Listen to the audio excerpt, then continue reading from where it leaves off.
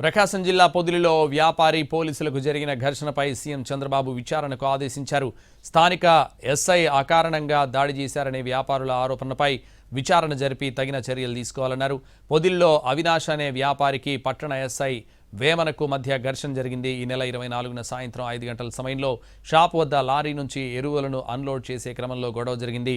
వెంటనే లారీని అక్కడి నుంచి తొలగించాలని పోలీసులు కోరారు. ఇది కాస్త వివాదానికి దారితీసింది. తర్వాత రోజు క్రిస్మస్ సందర్భంగా రోడ్లపై వాహనాల రద్దీ నెలకొంది. ట్రాఫిక్ను క్లియర్ చేసే క్రమంలో మళ్లీ ఇరువురి మధ్య ఘర్షణ జరిగింది. తమపై లాఠీతో దాడి చేశారని అవినాష్తో పాటు ఆయన కుటుంబ సభ్యులు ఎస్ఐపై ఆరోపించారు. దీనిపై వ్యాపార వర్గాలు తీవ్ర అభ్యంతరం వ్యక్తం చేస్తూ ఆందోళన చేశాయి. ఉన్నతాధికారులకు ఫిర్యాదు చేశాయి.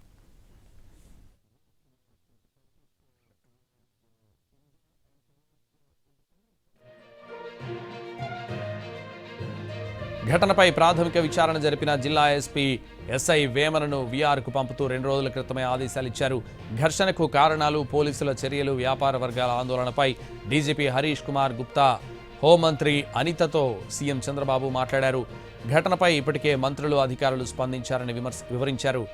పోలీస్ సబ్ ఇన్స్పెక్టర్కు ముందుగా ఛార్జ్ మెమో ఇచ్చి వివరణ తీసుకున్నామని, ప్రాథమిక నివేదిక ఆధారంగా ఎస్ఐ వేమన్ను వీఆర్కు పంపామని డీజీపీ వివరించారు. ఇలాంటి ఘటనలు జరగకుండా చూసుకోవాలని, సాధారణ ప్రజలతో వ్యవహరించే విషయంలో జాగ్రత్తగా ఉండాలని సూచించారు. పొదిలి ఘటనపై పూర్తిస్థాయి విచారణ జరిపి తదుపరి చర్యలు తీసుకోవాలని సీఎం డీజీపీని ఆదేశించారు. ప్రజలు, వ్యాపారుల గౌరవానికి భంగం కలగకుండా చూడాల్సిన అవసరం ఉందని సీఎం చంద్రబాబు స్పష్టం చేశారు.